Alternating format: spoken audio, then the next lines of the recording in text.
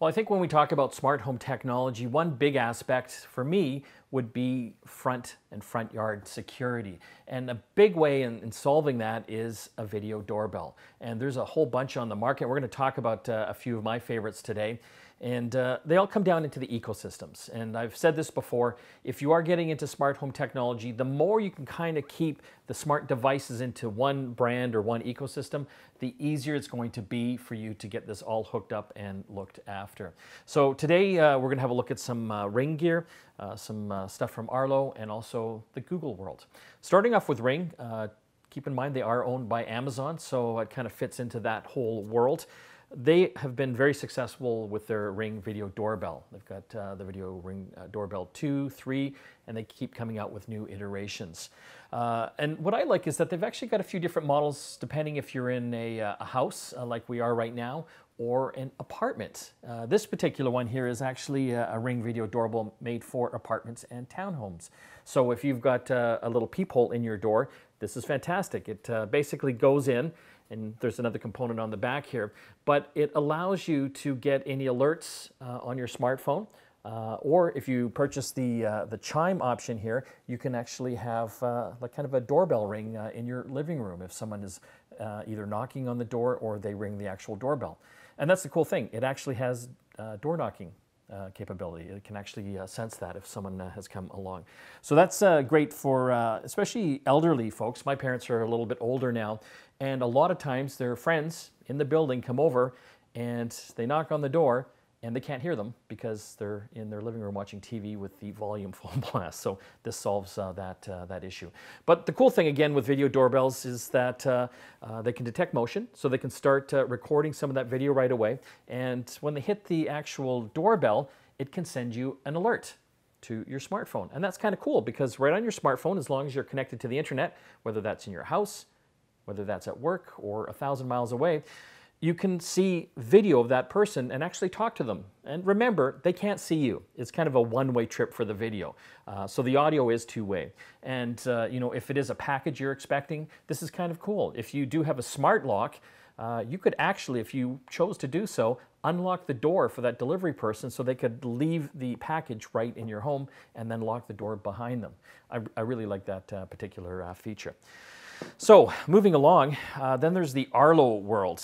They used to be Netgear until they split the companies apart. They make some really cool stuff too. You can see their doorbell a little slimmer in form factor here, but they've got a great ecosystem as well. Not only the doorbells, but they've got all these great wireless cameras that have rechargeable batteries in them. So you can actually place these around your yard to give you even more coverage, which I really appreciate. Another feature with this particular one that I think some people will like, especially folks that get a lot of packages, the field of view on this is a little bit different. On a lot of the video doorbells, it's kind of a landscape format, so you get a real wide field of view, so you can see everything left to right. This has 180 degrees in both directions, so you get a pretty decent field of view in width, but also because it's 180 degrees up and down, you can actually see right down to the ground on your patio or your front step. So this is perfect for deliveries. If a delivery guy comes along and drops off a package, you can actually still see that package and keep tabs on it till you get home or you get someone to pick that up and put it inside your house for you. Okay, let's move over to Google World, and they've got a great line from their Nest division. And so this is the Google Nest Hello, and again, very nice small form factor. It's got the camera up top, the actual ringing doorbell here on the bottom, and this works very well if you are in the Nest ecosystem. It does have the high definition video. What I like is that you can check in on the video on your smartphone, much like the other models here. You can also check on it via the Google Nest Hub as well. And that's kind of a cool feature. So any of the Google stuff, including their video doorbell, or if you get some of their security and monitoring cams, can all be seen on the phone on the Google Nest Hub. And in the Alexa world, the Amazon Ring world, you can actually see all of their stuff on their Echo Show. And Arlo actually plays the best of both worlds. You can actually see their stuff on either or, which I think is kind of a neat feature. What should you look for when you're looking for a video doorbell? great question. I would look at things like resolution. The higher the resolution, the better, I find, because it makes a much clearer picture. If you ever have to get any security footage, if someone's trying to break in or vandalize your place, higher resolutions will be much clearer for the police to have a look at. Make sure they do have some type of night vision. Some even have little spotlights built into them as well, so they can actually illuminate the front door area as well. And make sure that all of them do have two-way voice communication, which pretty well most of them do. Another big thing is, where do they keep the video that is recorded? And you can have all of these record any of the motion alerts or the video interactions when someone rings the doorbell.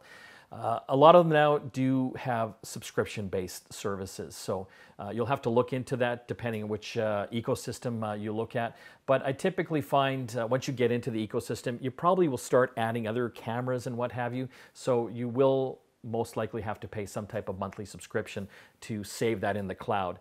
The advantage there is that you can then look at that whether you're on your smartphone or you can go to your desktop or laptop computer and check out all the history of that. And so I would make sure that you can have as much storage there as possible, and you can go back as far as you want as well. Some only have 30 days storage, some go back even further. If you're not a big cloud person, then you'll probably want to look at one of the systems that can actually store the footage locally on SD cards, but they're not as prevalent as the cloud version options. So another important thing to think about is the installation of these video doorbells. Are they wired or are they not? Do you have an existing doorbell that is wired in? Then a lot of these wired ones will work no problem. You can either do it yourself or you can have an electrician come in and do it if you're not totally comfortable. But they've got some pretty good installation videos. If you don't have the wiring for it, then you're going to have to find one of the models, and Ring actually makes one of them that is battery powered. And they're pretty good. The batteries in them are rechargeable and they last a long time. So again, really keep that in mind. Also, the placement of the video doorbell. You'll probably want it facing outwards. Sometimes the way that your front doorway is set up, that might not be possible. So a lot of these systems also sell what's called a wedge kit, so that you can actually kind of curve it outwards so it actually does face the front of your house. So again, keep that in mind. So I would say if you are looking to kind of protect your front, and you do want that convenience of being able to see who's knocking or ringing at the front door, maybe you get a lot of packages, have a look at the different video doorbells that are out there, and just make sure that you pick the ecosystem that works best for you.